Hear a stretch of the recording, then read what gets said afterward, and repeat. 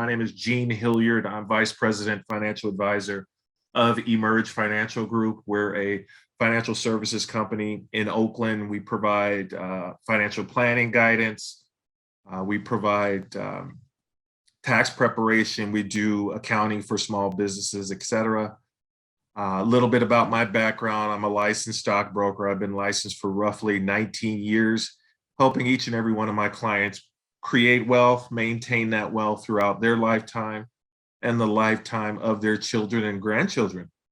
And I'm also a certified retirement counselor.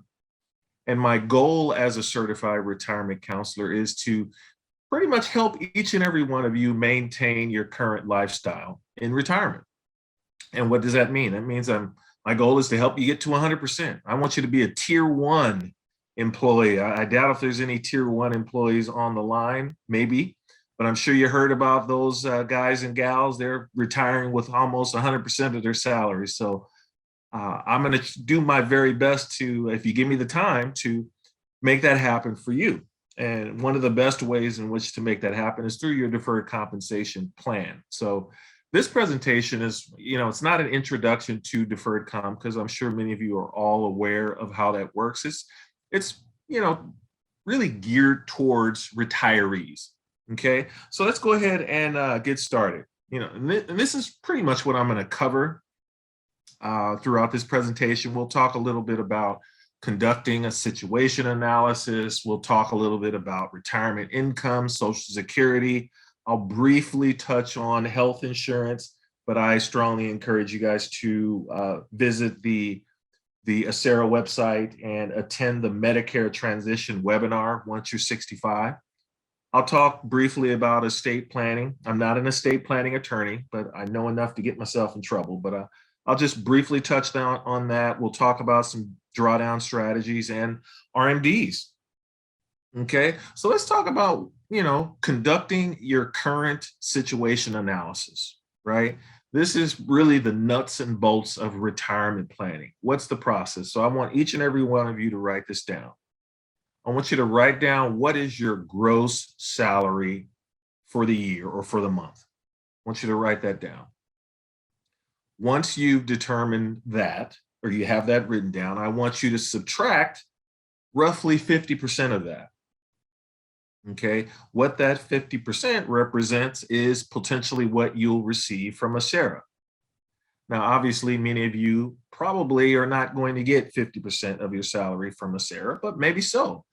But that's where going onto the Acera site using that calculator would be beneficial. But this is just a little exercise we're working on. So you have what your current salary is. You've subtracted 50%, which represents Acera. Then I want you to subtract, let's subtract $24,000. What does $24,000 represent? That's Social Security.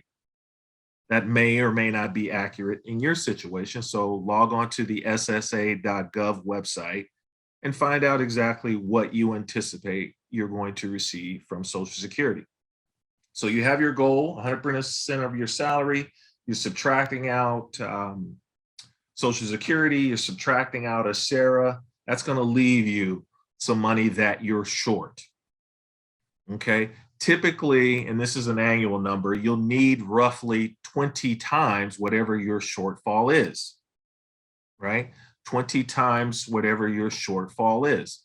And so you can use a calculator, and I can help you with this. All right, here's all of my assets that are earmarked for retirement, and just use a calculator. I have $100,000. I'm contributing $20,000 a year. I'm going to retire in 10 years. This is how much I'll have. And then you just find out, hey, does that amount that you've calculated equal 20% or 20 times your shortfall, right? That's the process of conducting a situation analysis. Now, I know that seems a little complicated, and that's okay. I just want to kind of give you an idea. That's where you can circle back with me and we can have a conversation about your situation, because who knows? I mean, you may inherit some assets in the future that should be a part of this calculation, or you have a house that's paid off and maybe you want to utilize a reverse mortgage. So that will affect your retirement situation. So everyone's situation is a little bit different, but I just want you to kind of start this process if you haven't already. Earlier, I talked about, you know, attempting to get you guys to 100% of your salary, right? But here's the good news. The good news is most retirees don't need 100% of their salary. It's nice, but you don't need it. Most retirement planners, financial planners say you'll need roughly 80% of your pre-retirement income. So some would say, well, why only 80%? Well, there's a lot of costs that go away in retirement. Think about it. Do you have to pay into Social Security? No. Do you have to pay into ACERA any longer? No. Are you still contributing to deferred comp? No. Are you still commuting? No. So there's a lot of costs that go away in retirement. So you don't necessarily need 100%. But I always say, let's shoot for 100, and then we can settle for 80 or settle for 75. Okay. Here are the suggested milestones for each and every one of you. I want you to kind of keep that in mind. So as soon as you hit 50, there's certain things that you need to think about. Once you hit 59 and a half, there's certain things that you want to consider. 59 and a half is the age in which you can withdraw from your retirement plans, various retirement plans, without a 10% penalty, right? But those of you who've sat through my presentations before recognize that deferred comp does not have a 59 and a half penalty or a tax penalty attached to it. Doesn't apply. You can withdraw money as soon as you leave county service at any age without a penalty. You're still on the hook for taxes, but there's no penalty. But some of you have an IRA, a 401k, a 403b on the outside. That takes on that rule where you have to be a certain age before you withdraw it. And just know that once you hit 59 and a half, don't take the money just because you can, right? If you're still working, continue to work. Let that money continue to grow, and then officially retire, then pull the money. But that's an age you want to, kind of have in the back of your mind. 62, there's certain things you want to think about. I'm going to talk about that briefly. 65, 66. Once you turn 70, once you turn 72, there's other things that you want to think about, and we're going to go through each of these ages in the next 15, 20 minutes. Okay, so let's talk about when you're 50 plus, right? These are critical years. You're pretty much at the stretch run in terms of retirement. You want to make the most prudent decisions about your money. So you really want to start thinking about maxing out your deferred comp and going through the catch-up process. You want to start thinking about estate planning and how listing your beneficiaries a certain way may affect your beneficiaries' taxes, et cetera. So let's talk about the IRS limits if you're over 50. Okay, in your plan, well, let's stop with when you're under 50, you can put away $20,500 a year for 2022. Once you hit 50, you can contribute upwards of $27,000 a year. So that's a significant amount of money. So I ask you, where are you in terms of how much you're contributing? How close are you to that $27,000 mark? Okay, let's work towards getting there, and let's build on our savings every year. Let's try to increase it every year by $100, $200, $300. Okay, there's other ways and other areas where you can contribute. You can contribute to an IRA. That would be outside of the county. So you can set up an IRA at the credit union, your local bank, brokerage company. The nice thing about deferred comp is that you can do both. You can contribute to deferred comp, and you can also contribute to an IRA. Now, you may or may not be able to deduct that money on your tax return, but you can contribute to an IRA. And this is very different than a 403b or a 401k. Most of those plans won't allow you to contribute to an IRA, right? But with deferred comp, because the tax code is 457B, you have the ability to do both. So you may want to consider doing that if you can afford it. Hey, Gene, Yes, sir. There's a question on the board that I just realized I think has been up there for a bit. It Okay. says my 457 is through ICMA/Mission Square. I'm assuming this presentation will be general relative to 457B. I'm a tier 1 member. I'm a s- They want to know if it's like a general information. Is the information good for them even though their 457 isn't through the county? Oh, gotcha, gotcha. Well, it's through ICMA. Most of the rules and regulations are very, very similar. So I think it would be worth it for you, Kurt, to sit through the presentation. It will still be helpful even though your account is with ICMA. Great, thanks. Okay, perfect. All right, so let's talk about the 3-year catch-up. How does that work? Well, the IRS will allow you to put away, beginning in 2022, $41,000 a year. That's the max that you can put away. And you can take advantage of this opportunity if you qualify. How do you qualify? Well, number one, you have to be 3 years away from normal county retirement age. So if you're a general employee, 54 and a half is the age in which the earliest you can participate. If you're a safety employee, the soonest you can participate is 47 to take advantage of the 3-year catch up. So you have to have the age. Then number two, you have to have a conversation with Darnell Williams. His email address is darnell.williams@acgov.org. And what he will do is he'll go through your work history with the county and see if there were years where you were not a max contributor that you could have put money into the plan. Most people do qualify. And this is how it works. So let's say hypothetically you started with the county, the maximum for deferred comp was 15,000. And you're new, brand new out of college, out of high school, you couldn't afford to do it. Well, there's 15,000 you could have put into deferred comp. So he kind of does the math on that. But the most you can put away is $41,000 a year. And you can do that for 3 years. Okay. You may have money sitting in the credit union, sitting in a savings account, earning less than 0.5% that you know is earmarked for retirement. And you want to get that into deferred comp and utilize this 3-year catch up. Okay. Now you cannot write a check to put into deferred comp. You can't say, hey, Gene, here's 41 grand. Can you put that in deferred comp? Well, unfortunately, that's not how it works. Money has to come out of your paycheck. So, but what you can do is you can tell the county, hey, I want you to take half my check, right? And then you get paid, and you're like, okay, I had half my check. How am I going to pay the rest of my bills?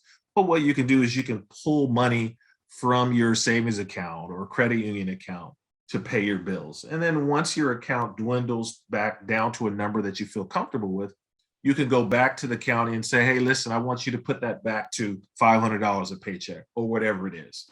Okay.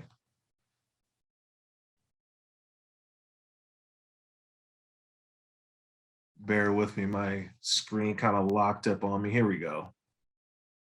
All right, so let's talk a little bit about estate planning. I don't know about you, but when I was growing up, really what people talked about was a will. And if you had a will, you were covered. And it wasn't until I got into the business that I realized a will is not enough, right? Um, the whole point of estate planning is to do the very best you can to avoid having to pay probate. Probate costs typically will run your beneficiaries 25% of their inheritance. That has to go to attorneys. So that's where it may make sense for you to go visit with an attorney. You can go to EAP, the Employee Assistance Program, potentially call them up, and they can possibly hire an estate planning attorney for you and create a trust for you at a reduced rate. So consider that. You don't have to be rich. You don't have to be a millionaire to create a living trust. If you have any sort of assets, taxable assets, you own a home in the Bay Area that's paid off somewhat, that's a significant asset. So you may want to re-register that home to the trust, but that's something I want you to check with an attorney about. Creating a trust. Beneficiaries are extremely important, especially on your retirement accounts. And that's the good news is as long as you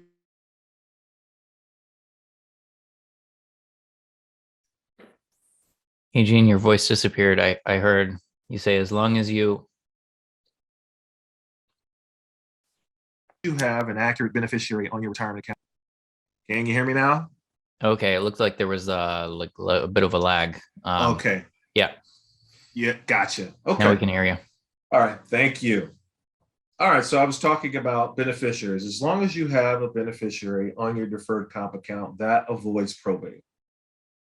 A lot of people come to me and say, Gene, should I re-register my entire 457 account to a trust? That is not necessary. You can list your trust as a beneficiary. That would be fine. That avoids probate.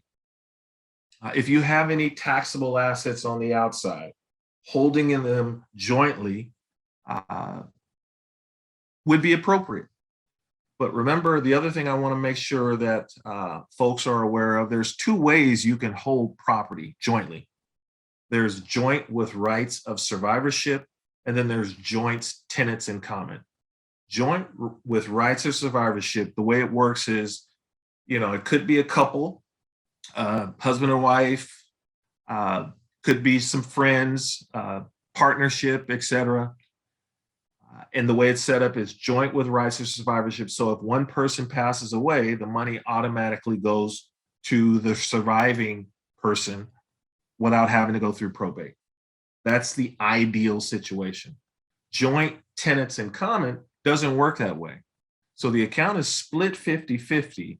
One of the persons passes away, and then that 50% will go through that deceased person's estate, and that has to go through probate. So be careful when you're setting up your accounts through different brokerage companies, et cetera. Make sure that it is set up joint with rights of survivorship, especially if your goal is to make sure you avoid probate. Okay. What else should you be thinking about once you hit 60? I would start thinking about when to take Social Security, determining what full retirement age is, calculating your benefits, and thinking about taxes.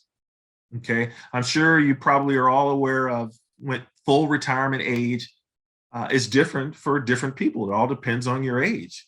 So if you were born between 1943 and 1954, you're looking at full retirement age being at 66, right? 1957, it's 66 and 6 months. So don't assume that full retirement is just 66 months or 66 years, right? Don't just assume that. Check on the ssa.gov website to confirm exactly when full retirement age is for you. And for folks that are in my generation, born 1960 or later, you're looking at full retirement being at age 67. Okay. Here's a slide I like to show that kind of gives you a synopsis of what the benefits are for waiting to collect Social Security. So this is an example of a person, if they were to collect Social Security early, you're looking at receiving 18,000 bucks a year. If you're age 66 and 6 months or what have you, you're looking at receiving a benefit of 24,000. And if you wait until age 70, it's 32,000. Now, I'm sure many of you are looking at this and thinking, okay, well, obviously here I guess I should probably wait until age 70, right? But you also have to think about, really the best time to collect Social Security really depends on your life expectancy to get the most bang for your buck. So if you have good genes, you're taking great care of yourself, you think you may live into your 90s, when you do the math, it might make sense to collect it at age 70, right? And obviously, on the flip side, uh, health isn't the greatest. You're about to retire. Hey, you need the money at 62. Then I would encourage you to go ahead and collect it at age 62, right? But most of us fall right smack dab in the middle at full retirement. That's always a good age to collect Social Security. But I just want to make sure that folks are aware of this. This is just my opinion. We're going through this pandemic, and I'm losing family members, friends, etc., to this virus. And I've learned through this experience is that life isn't guaranteed. When I talk about retirement, there are three phases of retirement. You have your go-go phase, you have your slow-go phase, and you have your no-go phase, right? And you don't get a warning in terms of which phase you're going to move into. So in my opinion, I would encourage you, hey, if you're in the go-go phase, that means you're just retired. You don't mind going through the airport, going through all the rigmarole of that. Enjoy your life, you know, do what you want to do. Take your vacations, pick up a different hobby, enjoy that. Because there is possible that you can move into what I call the slow go phase. That's where you can't move around as much as you used to. And then you have, obviously, you have your slow go, where your no go, where you're at home all the time. So I want you to consider, wouldn't it be a shame if you were waiting until age 70 to collect Social Security, and then you slip into that slow go or no go phase, right? So I'm of the opinion, I would encourage you, enjoy your money while you can. That's just my opinion. But, check with your spouse, domestic partners, significant other, get their opinion, talk to friends, family members, etc. Talk to your CPA, your attorney, to get their take on when's a good time to collect Social Security. But I just thought I'd share that information with you. Uh, will taxes apply to Social Security? In many cases, it probably will. And here's how it works. So let's say hypothetically you're single. The way it works with Social Security, they take half of whatever your Social Security payment is, plus whatever your income, any sort of income that you receive, and that's including a SARA. And if half of your Social Security plus a SARA is less than $25,000, then it's not going to be taxable. But if it's between 25 and 34,000, you're looking at 50% of your Social Security being taxable. And then if you make any money, if your income from a SARA is over $34,000, you're looking at 85% of your Social Security being taxed. Okay. So this may or may not apply to you. This is just in general. Check with your CPA, check with your accountant to kind of confirm this. But this is in general how the numbers work in terms of taxability of Social Security. Age 65 is a good age to start thinking about your withdrawal strategy, especially if you're retired, assuming you're retired and you're 65, right? What's your plan in terms of withdrawing your money? Most financial planners, including myself, will say you want to start with roughly 4% of your retirement assets. So take whatever your balance is times 4%. That's roughly how much you should take out at a maximum out of your retirement account. Why? Because you run the risk of running out of money if you take out more than that. Now, that 4% is not, it's not something that you should just stick with and just assume this is the number that I'm going to use for the rest of my life. No, you want to adjust it every year. So every January, you want to adjust it depending on how the market performs. Maybe we need to reduce that to 3.5, or maybe we had a good market and you can take out 5, right? But you should have a conversation with a professional to determine what's a good withdrawal number. Health insurance, I'm not going to spend a whole lot of time on that right now because I think it's prudent. I would encourage you to check out the seminars online with a SARA in terms of Medicare and health insurance and retirement. So you're retired from the county.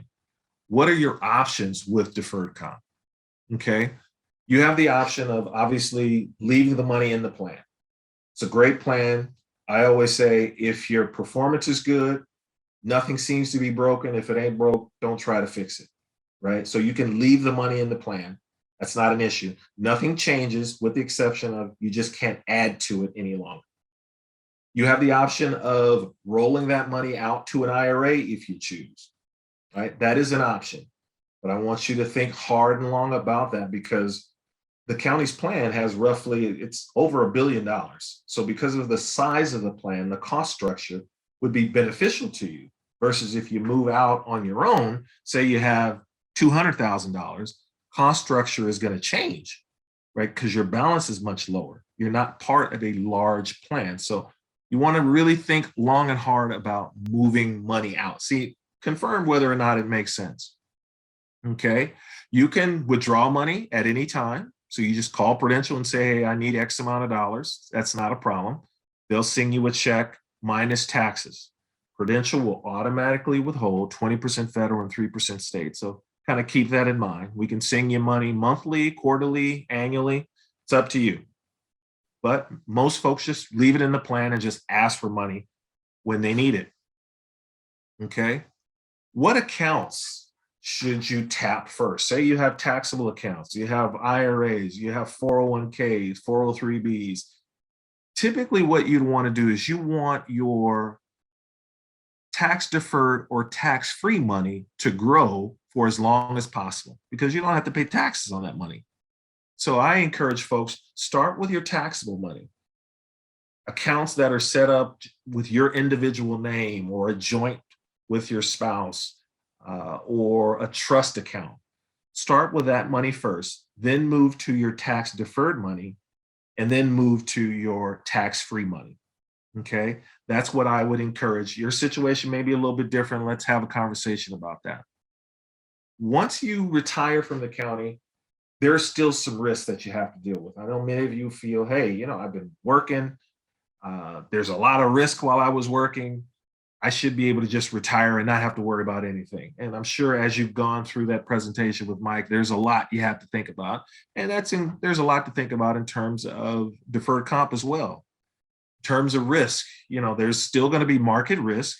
If you don't go run and hide in stable value and want to keep your money invested, there's market risk, right? There's interest rate risk. Risks are starting to go up. That's the good news if you're close to retirement. But who knows? We may have some problems with the economy in the future where we have to lower rates, and that hurts savers, right? There's inflation risk. That's a big deal. Inflation is running 6-7%, believe last year. That's a big number. The average inflation rate is around 3%, 2.5%, right? So inflation risk is something you want to keep an eye on. Okay. Longevity risk is also a big deal. And that's what I was talking about before, the risk of running out of money. Those are some things you have to think about even in retirement. Speaking of longevity risk, this slide illustrates the point where an age of a 65-year-old woman today can expect to live to 87. If you're a man, 84, and 1 in 4 people in general will live to 90 plus. So you can spend 30 years in retirement. So you got to make sure that you're thoughtful about your money and you're spending it appropriately. 65 is another important age. I talked about it earlier. Medicare options are out there. I would encourage sit through the Medicare transition seminar to get more information. 66 to 70, those are important ages. You really want to think about the impact of taking Social Security benefits later. I talked a little bit about it earlier. Here is an illustration here. If you're full retirement and you were to wait another 4 years or so, how your benefits could grow to roughly 32% more per month. But remember, I talked about, hey, maybe it may make sense just to collect it at full retirement and not wait until age 70. It's completely up to you. Okay. 72 is another important age. That's when you need to start taking money out of your retirement accounts. Otherwise, you're penalized 50% of what you should have taken out. So this is extremely important. But if you turned 70 and a half before 2020, then you need to start taking that. And this is assuming you're no longer working. You should have already started taking money out of deferred comp. Okay, but many of you on this call, I'm sure your age is 72. And once you turn 72, you need to start taking that minimum out. How much is it? That's roughly 4%. But the good news is Prudential typically will send you a form to calculate it for you. And I would encourage you do that. Have them calculate it, have them send it to you manually every year so you don't forget, because the tax penalty is very significant. Okay. So the end is really just the beginning. I want everyone on this call to really think long and hard about putting more in if you have a year, or even if you have 6 months before you retire. Try to get up to that maximum if you're 50 and over, to the 27,000. Just take baby steps if you have to. Uh, the other thing I would encourage, if you're possibly 1, 2, 3 years out, is your ACERA benefit is tied to your income.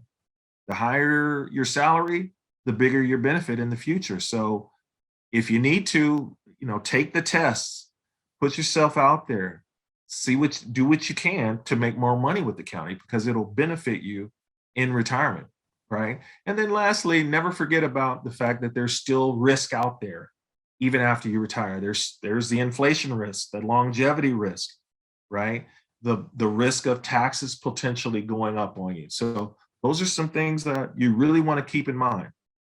The retirement income calculator on the Prudential side is a great tool to use to kind of see where you stand.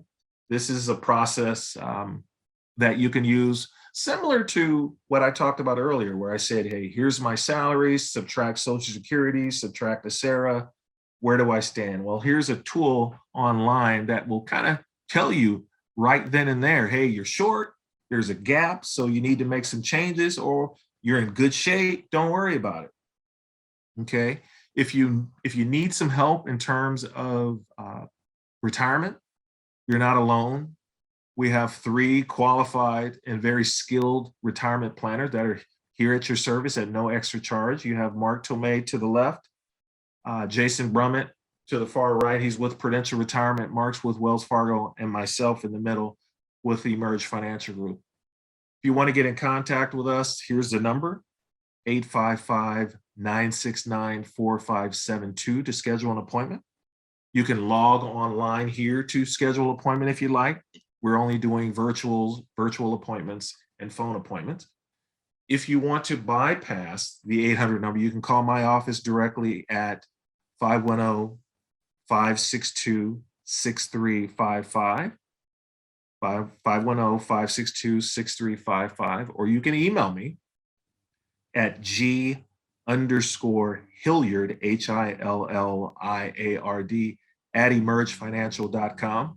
And you'll speak with one of my assistants, either Linda or Penny. Let them know that you're a county employee. You work for Alameda County. That's code word for a VIP. So you get the first available appointment on my calendar. Okay. So with that in mind, I want each and every one of you to know that, we're here to help. You're not alone.